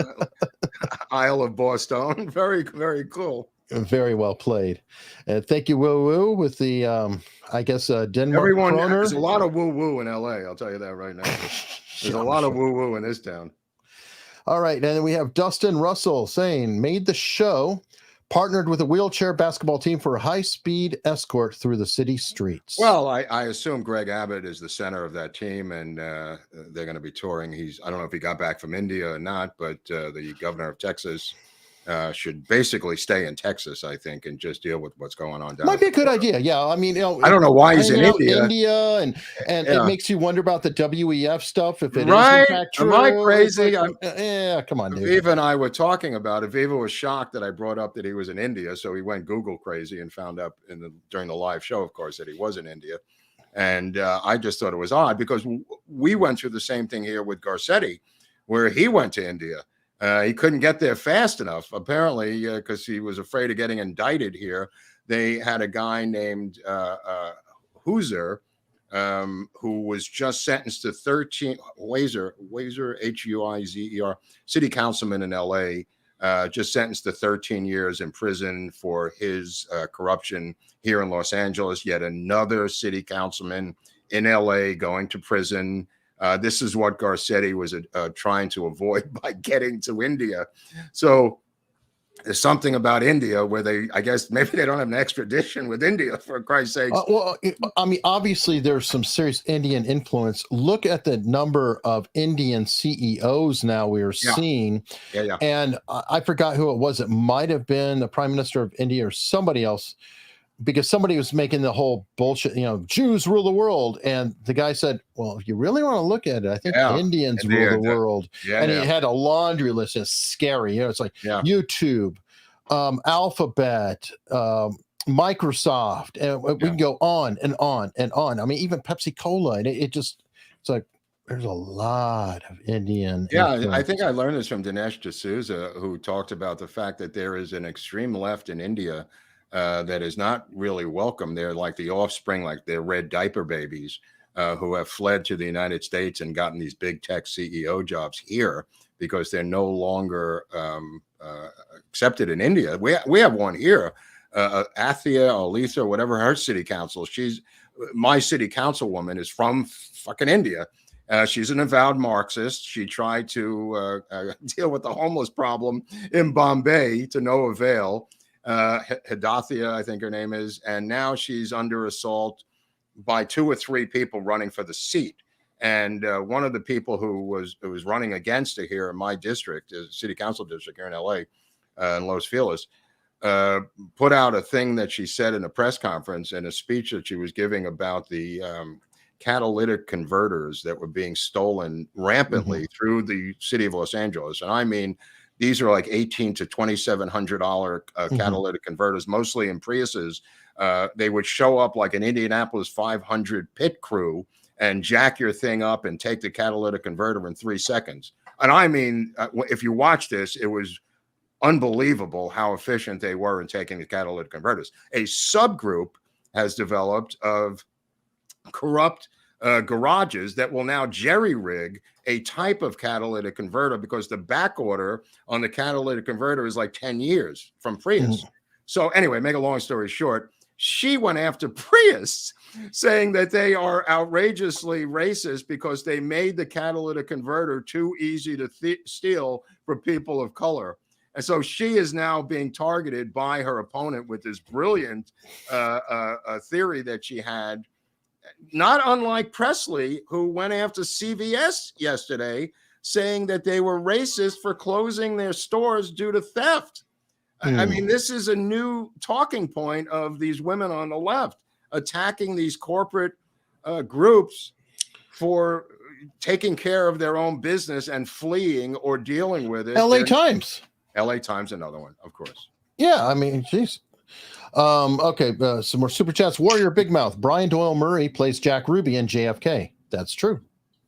That is true. Yeah. The mayor in Groundhog Day is Jack Ruby. Jack Ruby is Brian Doyle Murray, and there's other people who play Jack Ruby in different ones. One is Michael, what's his name, who was in the Coen Brothers film, Barton Fink, who plays the head of the studio.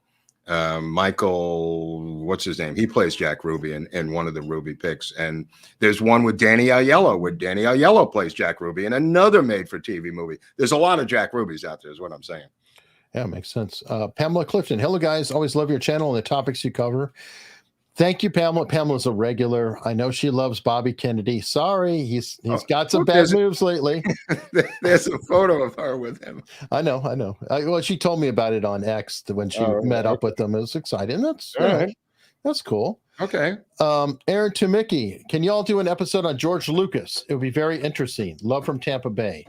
Don't think that's really I think George Lucas has kind of been covered to death. I mean, there's only 80,000 articles and documentaries about George Lucas. I don't think he's very interesting. I think he's married to a black woman and they moved to the middle of a rural area near Berkeley, off of a little bit towards the eastern portion, and wanted to, this is unbelievable. It's completely rural. So his wife and him got together and said, we have this extra land. Let's build Section 8 apartment buildings in it. And it's just a total rural area in California. And like, of course, the rancher neighbors got upset and they were called racist. So I don't know what happened to that apartment Section 8 housing, but he wasn't a good neighbor. That's the answer to everything. And welcome to NIMBY, by the way. Let me see. David Lunn, RFK is innocent. What a cheap shot of USA politics that is.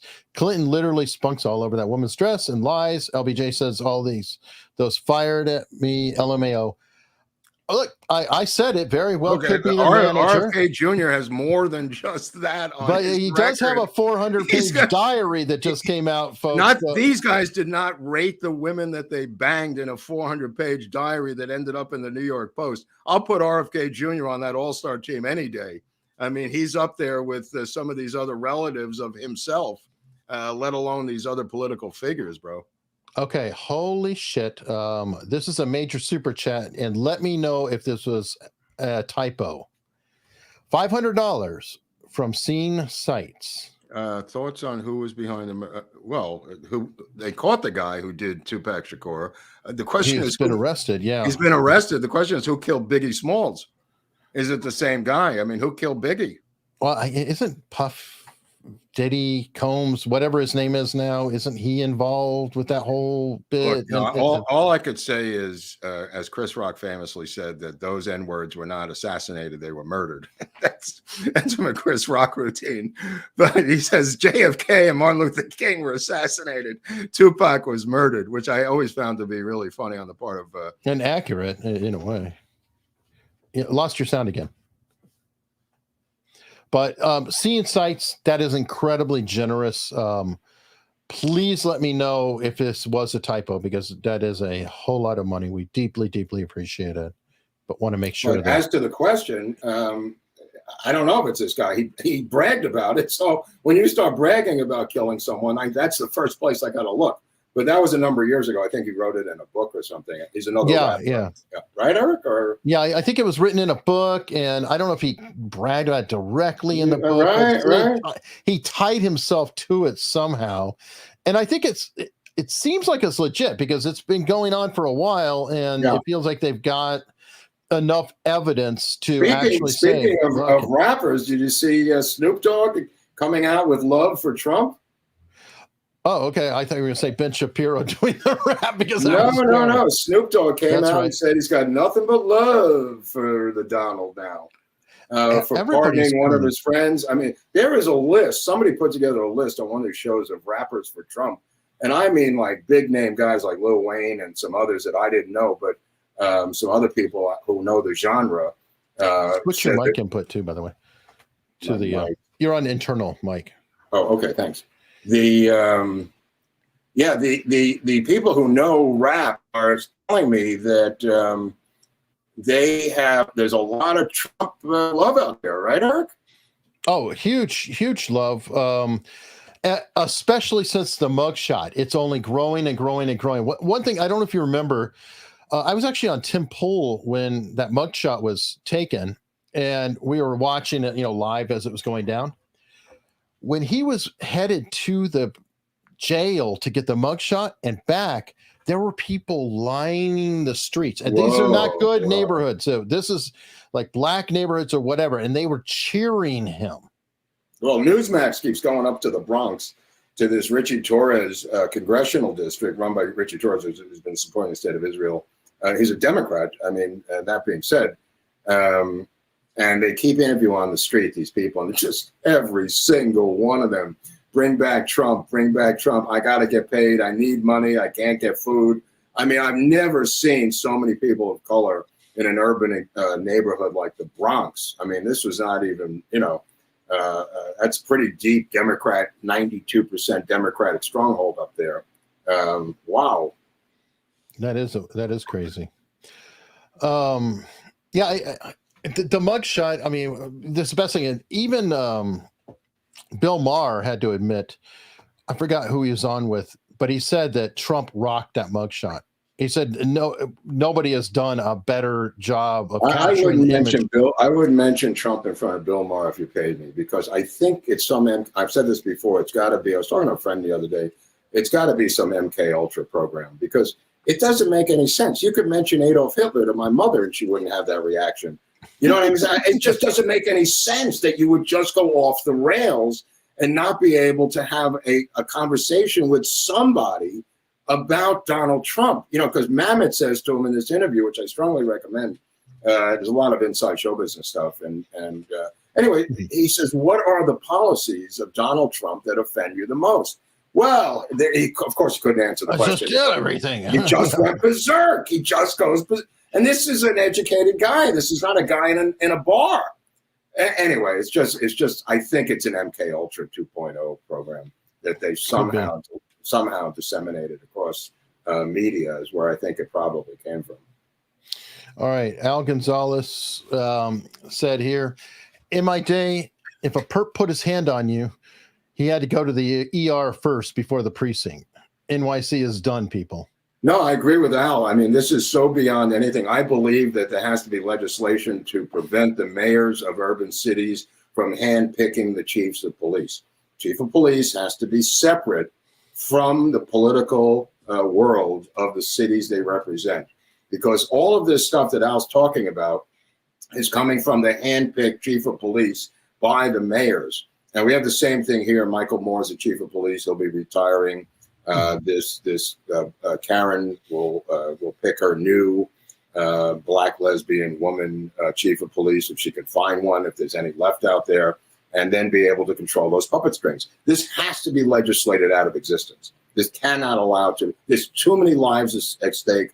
There's too much military force on the part of these organizations. There's too many legal ramifications to laying off riots and not guarding stores and not guarding people. It's got to end. It's got to end. There's an Achilles heel. Yeah, and also I've talked to Dr. Michael Woods several times. He's a Baltimore cop who kind of talked about Freddie Gray and everything else. Mm-hmm. And he is got his PhD studying all the organizational police procedures, etc. And as he put it, the better run places have sheriffs because sheriffs are elected. Right. Well, And we that's had a his sheriff. stance. We had a sheriff here, and they passed legislation to indict him if he won the election. He surprisingly lost the election to Luna, and now he's running for a board of supervisors seat at Villanueva. And great sheriff. He completely went to work every time there was stuff going on. Couldn't care about the politics of it. He drove them insane. He drove them insane. Yeah, you can't have a sheriff who does his job. Yeah. Soltron, have you guys read Cleta Mitchell's memo overview of the threat of non-citizen voting in 2024? I'm not sure securing the election is close to possible. Somebody else said that because they're now, like everywhere you go in the social system, whether you're getting a GR or you're getting food stamps or whatever you're getting, Medi-Cal or whatever you're getting, they automatically enroll you as a voter. So they're just, even if you're an illegal, you're going to get a mail-in ballot sent to you in the mail, whatever couch you're living on, whatever homeless shelter you're living on. And they don't care about you. They just want to get the mass amount of mail-in ballots under their control, because then they could work on those mail-in ballots. The key to the success of the mail-in ballot voter fraud, as I've said before, is the lack of checking the signatures. The courts have refused to have signature verification. And the system out here in LA County and the system out here in California is to round up, they have runners who round up the unopened mail-in ballots at apartments and houses all around the city, and they run them out to a safe house in San Bernardino, where the Armenian or Russian mob will then sell X amount of those to people with money, who will then take them off their hands and do whatever they want with them. The Armenian and Russian mobs are not dealing with the voting. They're just runners rounding up the extraneous envelopes. And once you get those envelopes, unless we have signature verification, it's just like mailing in, your choice for the voice. Well, the problem I have too is that it's too widely available. Now, just a few years ago, my parents applied. They applied saying, we can't leave the house. We need to do mail-in voting. So they applied, signature, all of that. They had to qualify for it, which they did, no problem. But everybody else marches their happy ass to a voting precinct, be it a school, library, wherever it is, and would pull the lever, fill out. There's no reason we can't be doing that now. And I absolutely want to accommodate soldiers, et cetera, who have to do a mail-in ballot that are deployed. Right. But It's way past that now. Yeah. And that's a problem. I'm trying to explain the organized system that they've set up. This is way past what you're describing, which was the traditional method, Eric, right? Right. But I'm saying we need to just get back to that traditional method and just say, you know what, if you can't vote, actually can't vote, cool, here you go, because those numbers plummet. They're so much smaller. Well, not only that, the fact that the amount of ballots that were discredited plummeted. The more ballots there were, the more absentee ballots that were corrupted by some sort of false address or whatever, went from like 6% down to 1.2% as the numbers went up of mail-in ballots. This is an astonishing statistic. Yeah, it's ridiculous. Couple Rumble rants have come in. Freddy65 is Mark still doing the show with Greg? Gee, I love these interviews, and AUS, of course. I did it yesterday with Greg. Yeah, in fact, I think we lengthened it to 30 minutes. So I did one yesterday with Greg on his station in Alabama. I need to catch up on downloading and getting those. No, we had a really good show. We made it 30 minutes now, so we could get without rushing through it like psychos. Oh, sweet. Freddy65 said Abbott is back. Good. Okay. Stay in Texas. Thank you. And I mean, how many governors go to India? What am I crazy? What is he doing in India? Trying to study their system? I don't know. Good question. And then Alan Wolfer with a $100 Rumble rant said, Eric, this rant is not a mistake. Don't ask me. That's funny. Thank you, Alan. I appreciate it. And we'll see you in Youngstown. That's funny. Now, the situation in Youngstown is great, but I think we need people to subscribe to the channel, Eric. Yeah, that's always helpful. I mean, we might actually cross 107,000, 4 months later. Dude, we have been stuck at 106 since I was bar mitzvahed at the age of 13, it looks like. I'm going to only do this bell once. And then at some point, you people are going to have to crawl across the floor and hit the subscribe button that Eric's put up there. It has I mean, I can't do it for you. There used to be a thing. We used to get really stoned and we'd cut school and we'd watch TV. And there was a commercial on TV that used to crack us up. This guy would come out in a plumber's outfit, and it was for plumbing school, right? And he would give this whole pitch that you could be a plumber, you could learn about plumbing at 1-800-CALL-PLUMBER, right? And at the end of the commercial, this is what cracked us up.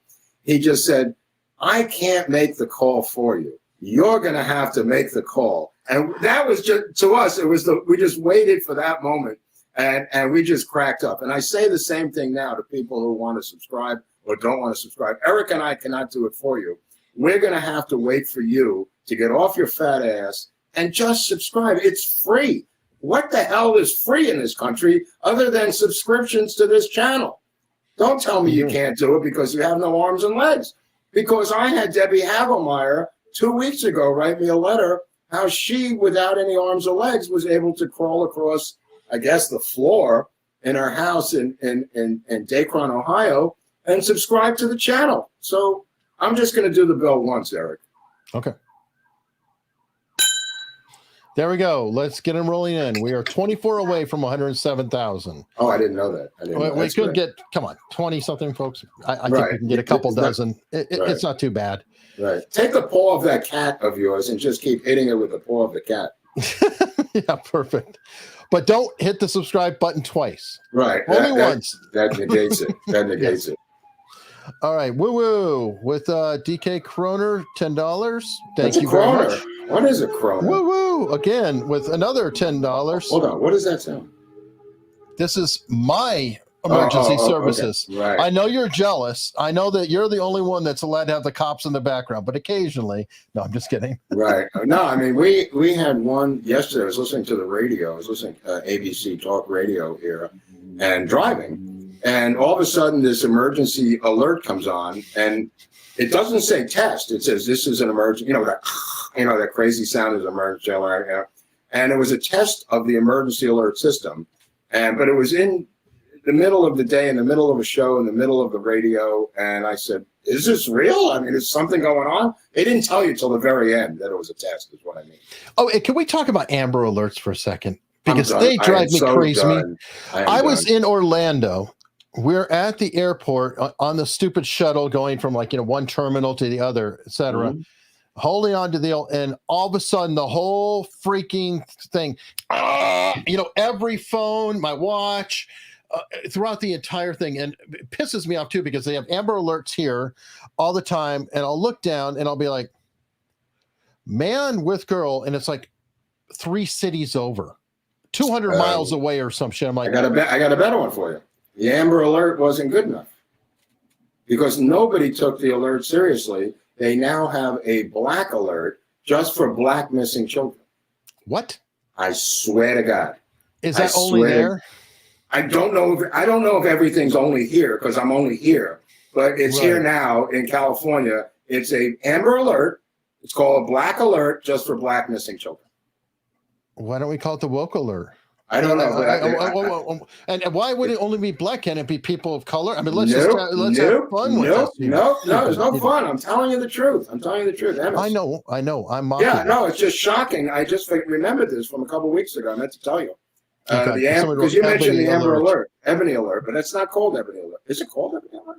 I don't know, but no, I think it's a Black Alert. I think it's Black Alert. Oh my God, that's Ebony horrible. Alert. No, it wasn't Ebony. All right, Patricia Luna said, "You're my guys." Thank you. Well, thank you, Patricia. George Erickson sending love and thanks. Well, thank you, George. George Plimpton in that drawing there. I don't know. It's George Erickson from Sweden or something, but he looks like George Plimpton. Yeah, I can see that. Yeah. Randy H. Thanks, guys. Always a great show. Thank you. Pasha coming through. Thanks, gents. The Pasha was on the Viva show. A lot of these guys, like, yeah, they're over on the other channel too. Oh yeah.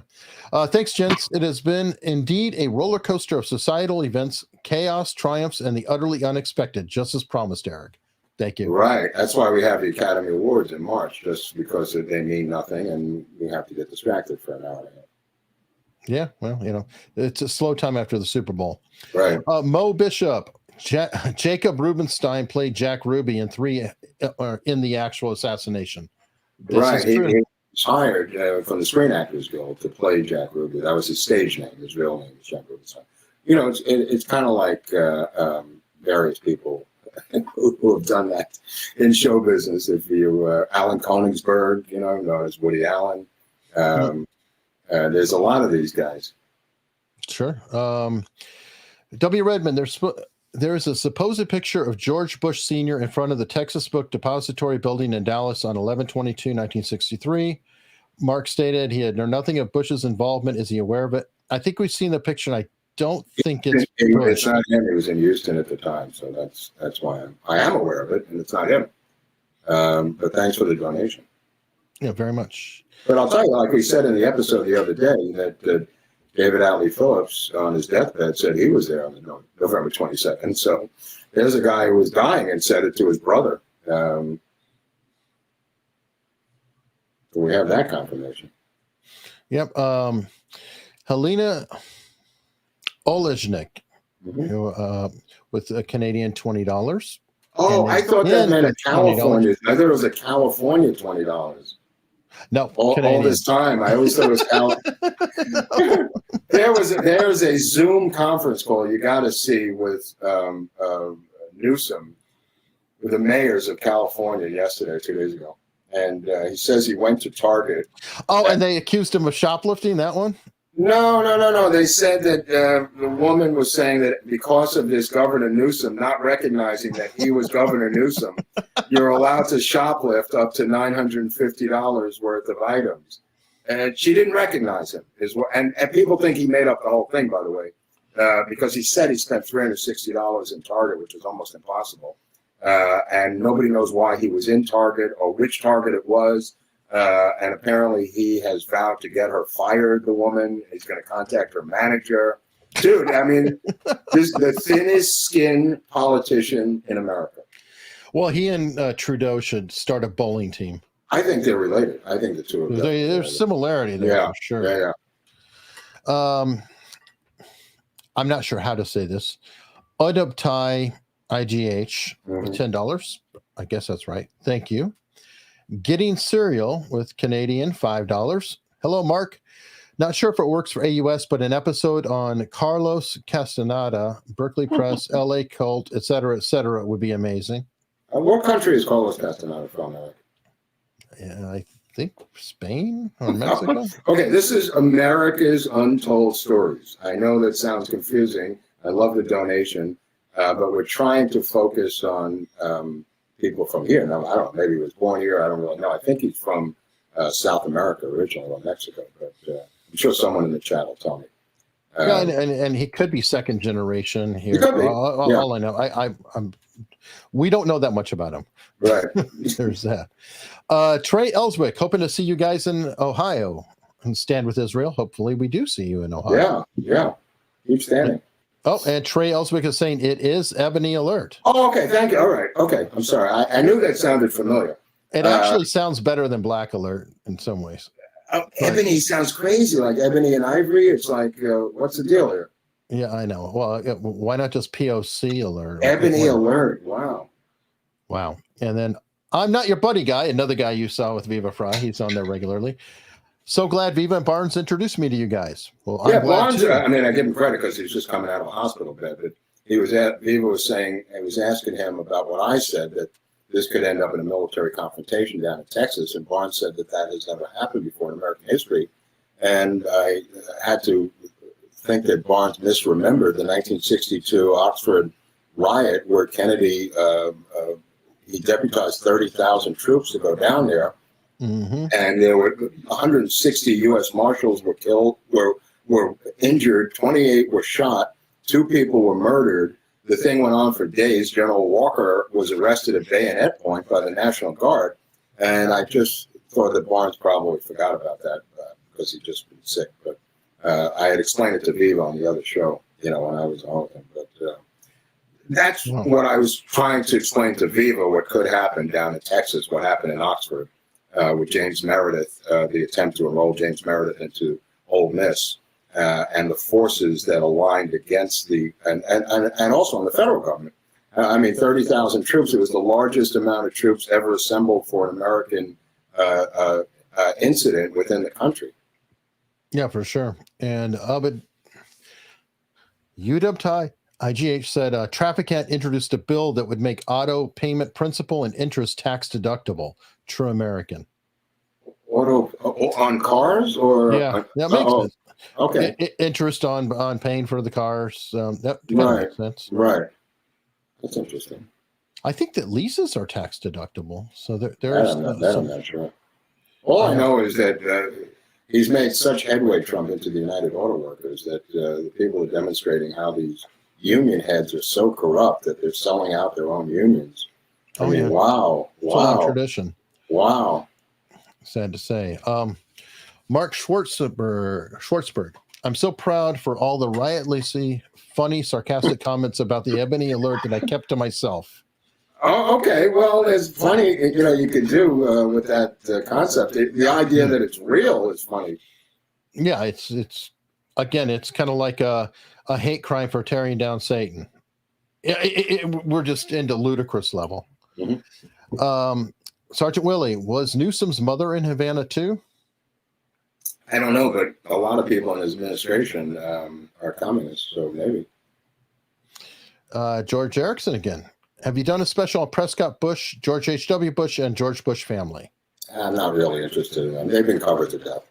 I'm interested in obscure, untold stories of people that nobody's ever covered before. You're doing, like what's his name yesterday when I was doing the show with Greg, he said, I never heard of Ed Butler. And I said, that's the point of America's Untold Stories. You know what I mean? I want to do stories about the Ed Butlers. I want to do stories about the Lansdales, about the people that we don't know about. I know.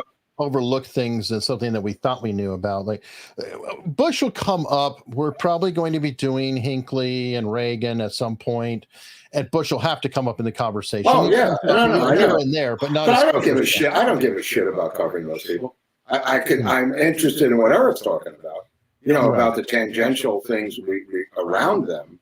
That I'm really interested in. What should I do? A show on Bill Clinton, like it's never been done before. Right. We're trying to do obscure stuff here. That's why people come to this show. I appreciate what that's an idea, but it's not what we're interested in really doing here. Right now, Soltron. I watched a YouTuber break down how much money he makes from YouTube. You guys are losing a ton of money being demonetized. Yes, we are. No kidding, Thank Soltron. you very much. Yes, you're killing me, Soltron. It is absolutely 100% true, and that's and I'll tell you, it's political, Soltron. It's got nothing to do with anything else. If we were having cat videos, I don't think we'd be demonetized with a cat video. Oh hell no! And unless it was Cat Stevens, then we'd have some problems. Yeah, this is my day job, folks. So it really hurts. It hurts a lot. Al Gonzalez, imagine Gilbert having fun with I did think about that. It's just I don't even have time to go into how many jokes are in this thing. But when I first heard it, I just broke up laughing. Thinking about Gilbert and everyone else doing it. Holy cow! Wow. They originally considered the name Schwarzer Alert. This is tribute to Gilbert. God. That's David Dearman gifted 1 America's Untold Stories membership. Thank you very much. Okay. And Ubatai or Udubtai, what's up with Doc with JFK must, I guess, die movie? You mean RFK must die? I don't understand the context on that one.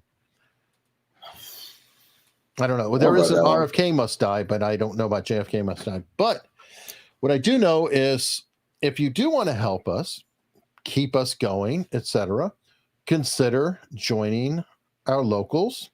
You can join as a member for free. Take a look around.